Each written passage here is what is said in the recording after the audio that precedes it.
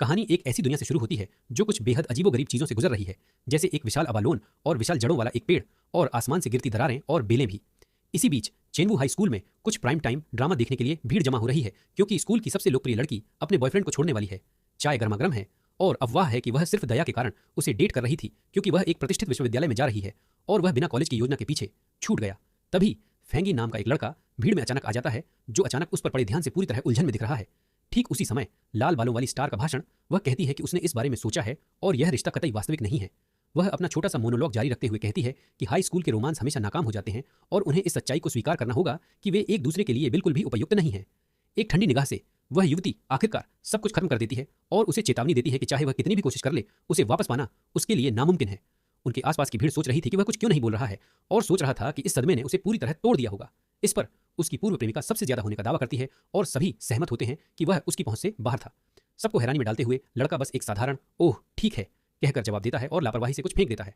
यह देखकर लाल बालों वाला लड़का पूरी तरह से स्तब्ध रह जाता है, अपनी प्रतिक्रिया समझ नहीं पाता। फिर वह जाने के लिए मुड़ता है और लड़की उसे पीछे से बुलाती है, नाराज, लेकिन वह उसे एक पल का भी समय नहीं देता। मुख्य पात्र पीछे मुड़कर देखता है और ठंडे स्वर में पूछता है कि क्या उसे और कुछ चाहिए। गुस्से में वह चिल्लाती है कि इससे कोई फर्क नहीं पड़ता कि वह क्या चाल चल रहा है, क्योंकि वे कभी भी दोबारा साथ नहीं आएंगे। एक मुस्कुराहट के साथ लड़का उसे एक ऐसी नज़र से देखता है जो पूरी तरह से आत्मविश्वास से भरी है। आत्मविश्वास। फिर वह उस लोकप्रिय लड़की से कहता है कि वह खुद को बेवकूफ़ न बनाए, क्योंकि अभी उसके पास और भी बड़ी जिम्मेदारियां हैं। यह सुनकर लाल बालों वाली लड़की बिल्कुल अवाक रह जाती है और उसे समझ नहीं आता कि वह अपने पूर्व प्रेमी से क्या कहे। आसपास के लोग भी उस युवक के रवैये से हैरान हैं, लेकिन वह सोच रहा है कि वहाँ किसी को अंदाजा नहीं है कि दुनिया राख में बदलने वाली है, क्योंकि यह आदमी भविष्य की किसी आपदा से वापस आया है और उसके लिए वह किसी और जन्म की कोई अजनबी है। यह सब कहते हुए मेजबान किसी और चीज़ की परवाह किए बिना चलता रहता है। वह यह सोचते हुए टहलता रहता है कि लोकप्रियता और प्रतिष्ठा अब मायने नहीं रखती, क्योंकि दुनिया बदलने वाली है। क्षितिज पर असली संकट पूरी मानवता के लिए है, सिर्फ उसके लिए नहीं। यह सब पिछली रात शुरू हुआ जब उसे एक तेज रोशनी के टूटने की याद आई। अपनी यादों में उसे भविष्य के टुकड़े दिखाई देते हैं, जिसमें एक रक्तिम छाद और एक उग्र समुद्र है। उस आदमी को बिजली की चमक और एक विचित्र राक्षस द्वारा खंडहर हो चुके शहर पर हमला याद आता है। चमकती लाल आंखों से वह भविष्य की इन भयावह यादों को याद करता है। जल्द ही साधकों का युग आएगा और दुनिया के नियम शक्ति के आधार पर फिर से लिखे जाएंगे। अचानक वह आदमी चिल्लाता है, रुको, और एक नीली ऊर्जा उसे पूरी तरह से घेर लेती है। तुरंत फिर वह खुद को एक अजीब जगह पर पाता है और एक तेज रोशनी के सामने पूछता है कि वहाँ कौन है। पल भर में उसकी आंखें लाल हो जाती हैं और कहीं से एक अजीब सा दर्द उसे जकड़ लेता है। एक पर्दा प्रकट होता है जो बताता है कि यह ब्रह्मांड के अंत से एक प्रणाली है, जिसे साधना तकनीकें बनाने के लिए डिजाइन किया गया है। जो कुछ वह दिखता है उससे उत्सुक होकर युवक रहस्यमयी नीली स्क्रीन को छूने के लिए आगे बढ़ता है। पैनल पर अपनी उंगली रखकर वह यह समझने की कोशिश करता है कि यह अलौकिक चीज़ कैसे काम करती है, लेकिन जैसे ही वह उसे छूता है, एक विशाल भयानक राक्षस का एक और दृश्य उसके सामने प्रकट होता है। फिर एक विचित्र प्राणी उसे सुनहरी ऊर्जा में ढक लेता है और एक पर्दा तैरता हुआ दिखाई देता है। भविष्य के भयावह दृश्य को घूरते हुए उसकी लाल आंखें तीव्रता से चमक उठती हैं। वह देखता है कि उसका भाग्य बाकी मानवता के साथ उस प्राणी द्वारा मिटा दिया जाना था। वास्तविकता में वापस युवक ठंडे पसीने से तरबतर हो रहा है, यादों से गहराई से हिल रहा है। उसकी छाती, वह सोचता है कि क्या वह उसका पुराना शक्तिहीन स्व था। आत्मविश्वास से भरी मुस्कान के साथ उसे याद आता है कि अपनी पिछली जिंदगी में वह बस एक आम इंसान था जो जिंदा रहने की कोशिश कर रहा था। उसे याद आता है कि उसने अपने देश को गिरते और अपने सभी लोगों को उस विपत्ति से जूझते देखा था। उसकी यादों में वह उस उत्परिवर्ती जानवर से बच नहीं पाया था जो शहर को तबाह कर रहा था। फिर उसे निराशा और बदले की तीव्र इच्छा से भरा हुआ मरना याद आता है। उसकी लाल आंखों में उस राक्षस का प्रतिबिंब दिखाई देता था जिसने उसे हराया था। शायद इसीलिए सिस्टम ने उसे आभा के लौटने से एक साल पहले ही वापस ला दिया था। वह आदमी जानता है कि अभी ज्यादातर लोगों को अंदाजा नहीं है कि आगे क्या होने वाला है। फिर वह अपना हाथ बढ़ाता है और एक रोशनी को छूता है जो उसके सामने कई टुकड़ों में बिखर जाती है। इसके साथ ही युवक तय करता है कि वह आभा से उत्पन्न हर विसंगति का अपने फायदे के लिए इस्तेमाल करेगा। तुरंत एक स्क्रीन दिखाई देती है और सिस्टम उसका एक नया मूल्यांकन शुरू करता है। एक नई शक्ति के साथ उसकी आंखें चमक उठती हैं और वह दृढ़ता के साथ अपने भाग्य का सामना करता है। फिर सिस्टम उसे सूचित करता है कि एक नया रास्ता खुल गया है और उसे दुनिया को बचाने के लिए तकनीकें जुटानी होंगी। इस पर मानवता को आसन्न संकट का एहसास होता है और वे जीवित रहने के लिए केवल अपनी ताकत पर ही निर्भर रह सकते हैं। सरकार अपनी ओर से अफवाहों का खंडन नहीं करती, बल्कि लोगों को सबसे बुरे के लिए तैयार रहने को कहती है। ऐसा करने के लिए वे मोबाइल फोन का उपयोग करके दिखाई देने वाले अजीब जीवों के बारे में अलर्ट भेजते हैं।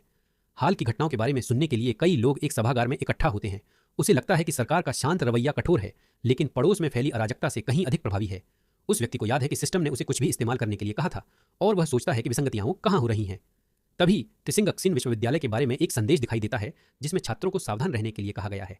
वह देखता है कि विश्वविद्यालय का यूवी इंडेक्स अपने उच्चतम स्तर पर पहुंच गया है और गर्मी की चेतावनी जारी कर दी गई है। उसके आसपास लोग कह रहे हैं कि यह खबर झूठी है और ऐसी लू किसी की भी जान ले लेगी। वह आसमान की ओर देखता है और उसे यह अजीब लगता है, क्योंकि वहाँ का मौसम अलग है और विश्वविद्यालय पास ही है।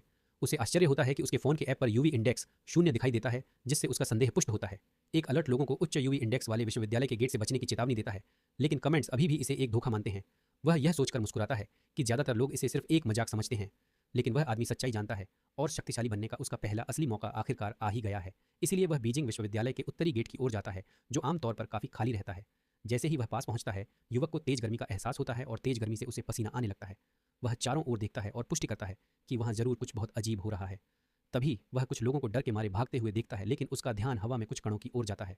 जो वह देख रहा है उसे जानने की उत्सुकता में MCAP नीचे झुकता है और प्रकाश के एक बिंदु को छूने के लिए हाथ बढ़ाता है। अपनी उंगली को बिल्कुल पास से लाकर वह आखिरकार सुनहरी ऊर्जा को छूता है, यह देखने के लिए कि क्या होगा। उसी क्षण वह लड़का उस सुनहरी रोशनी से चौंक जाता है जो उसके सामने फूट पड़ती है। एक नीली स्क्रीन पॉपअप होती है जो बताती है कि सिस्टम ने यांग ऊर्जा खोज ली है और एक नई शक्ति पैदा करेगी। इसके साथ ही युवक दर्द से चीखता है क्योंकि सुनहरी ऊर्जा उसके पूरे शरीर में प्रवाहित होती है। प्रकाश का एक विशाल विस्फोट पूरे विश्वविद्यालय के द्वार को घेर लेता है। आसपास के लोग भ्रमित हो जाते हैं, सोच रहे हैं कि क्या वह कोई सुपर साई था। MCAP दर्द से चीखता रहता है और उसके बाल सफ़ेद होने लगते हैं। हवा में तैरते हुए वह सोचता है कि क्या प्रक्रिया पूरी हो गई है, क्योंकि उसे लगता है कि वह मरने वाला है। लेकिन सिस्टम उसे सूचित करता है कि उसने स्वर्ण सूर्य श्वास तकनीक प्राप्त कर ली है। कुछ समय बाद टिंगचिंग विश्वविद्यालय में नए छात्रों के पंजीकरण का दिन आता है। पंजीकरण क्षेत्र में हमारे नायक की पूर्व प्रेमिका आती है और एक लड़का उसका सूटकेस उठाने में मदद की पेशकश करता है। जल्द ही कई और लड़के स्कूल की उस लोकप्रिय लड़की के साथ अपनी किस्मत आजमाने के लिए वहां आ जाते हैं। हालांकि युवती ठंडेपन से उनकी मदद ठुकरा देती है, यह कहते हुए कि इसकी जरूरत नहीं होगी। तिरस्कार भरी नजरों से वह पास में एक गहरे प्रेम में डूबे जोड़े को देखती है, लेकिन अचानक सुनहरी रोशनी का एक तेज विस्फोट लाल बालों वाली लड़की और बाकी छात्रों को चौंका देता है। फिर एक चेतावनी कला के साथ लाउडस्पीकर सभी को तुरंत नॉर्थ गेट से दूर रहने की चेतावनी देते हैं। गंभीर नजरों से लड़की तय करती है कि उसे खुद इन विचित्र घटनाओं की जांच करनी होगी।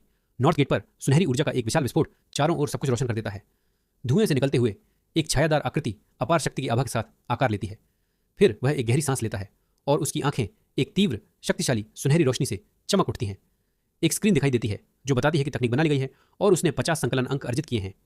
लड़का स्क्रीन पकड़े हुए सोच रहा है कि ये तथाकथित संकलन बिंदु किस काम के हैं, लेकिन वह तय करता है कि अभी इससे कोई फर्क नहीं पड़ता, क्योंकि ये भविष्य में जरूर काम आएंगे। कुछ ही देर बाद समय बीत जाता है और रात हो जाती है और आसमान में एक अजीब सा चांद चमकने लगता है। इसके साथ ही वह युवक अपनी नई सुनहरी सूर्य श्वास तकनीक का अभ्यास शुरू कर देता है। आसमान में तेज धूप चमकती है और किंगचिंग विश्वविद्यालय में एक नई ऊर्जा फैल जाती है।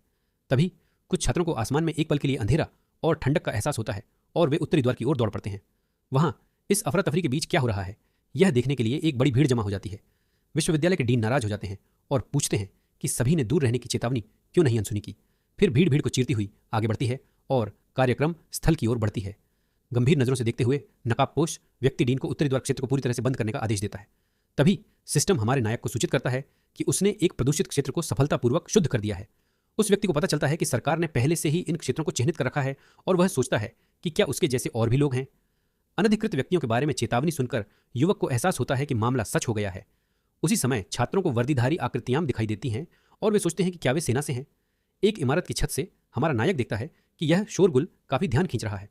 अपनी लाल आंखों में चमक के साथ वह उछलने का समय तय करता है और इमारत से छलांग लगा देता है। जमीन पर रहस्यमयी हुड वाला व्यक्ति ऊर्जा से फटी हुई मिट्टी पर चलता है। मुद्रा धारण करते हुए हुड वाली आकृति घटनास्थल को ध्यान से देखती है। यह व्यक्ति झुककर जमीन को छूता है ताकि ऊर्जा के अंशों का विश्लेषण कर सके। कुछ ही देर बाद वह जमीन का एक टुकड़ा उठाकर देखती है कि वहां क्या हुआ था। विश्लेषणात्मक नजर से हुड वाली आकृति को एहसास होता है कि ऊर्जा किसी व्यक्ति के कारण उत्पन्न हुई थी। तभी अधिकारी छात्रों को बाहर निकाल देते हैं, जबकि हुड वाला व्यक्ति दूर से देखता रहता है। भीड़ के बीच उस लड़के की पूर्व प्रेमिका यह सुनकर चौंक जाती है कि यह घटना किसी एक व्यक्ति का काम थी। उसी क्षण वह एक छाया को उछलते हुए देखती है और सोचती है कि क्या वह उसका पूर्व प्रेमी था। लेकिन लाल बालों वाला व्यक्ति तुरंत इस विचार को खारिज कर देता है। उसके ग्रेड को देखते हुए उसका यहाँ होना संभव नहीं है। दूर हमारे नायक के घर पर सूरज डूब जाता है और आखिरकार रात होने लगती है। बिस्तर पर लेटे हुए युवक शिकायत करता है कि उसके शरीर की गर्मी ठंडे पानी से नहाने पर भी नहीं जाती। इस वजह से उसे डर है कि अगर रात भर ऐसी ही गर्मी रही तो वह सो नहीं पाएगा। उसे चिंता है कि आज के हंगामे में किसी ने कुछ अजीब नोटिस कर लिया होगा। फिर वह आदमी अपना फोन उठाता है और एक साधना संघ के बारे में एक ट्रेंडिंग स्टोरी देखता है। युवक को याद आता है कि पहले सबको लगता था कि यह सिर्फ एक इंटरनेट मजाक है। तभी उसे विश्वविद्यालय के नकाबपोश लोग याद आते हैं और उसे शक होता है कि वे उसी संघ से हैं। इस खोज के बारे में उत्सुक होकर MCAP पूरा लेख पढ़ने के लिए समाचार खोलता है। लेख में घोस्ट एक्स से लेकर टोटल ट्रांसेंडेंस तक की साधना क्षेत्रों का विवरण दिया गया है। टिप्पणियों में सभी को लगता है कि यह झूठ है, लेकिन वह सोचता है कि क्या यह घोषणा आधिकारिक हो सकती है। नायक सोचता है कि एक नागरिक के रूप में अपने पिछले जन्म में उसे इस जानकारी के बारे में कभी पता नहीं था। अपने बिस्तर पर बैठे वह साधना संघ के बारे में सोचता है और अपनी तकनीक को फिर से परखने का फैसला करता है। इतना कहकर युवक अपनी आंखें बंद कर लेता है।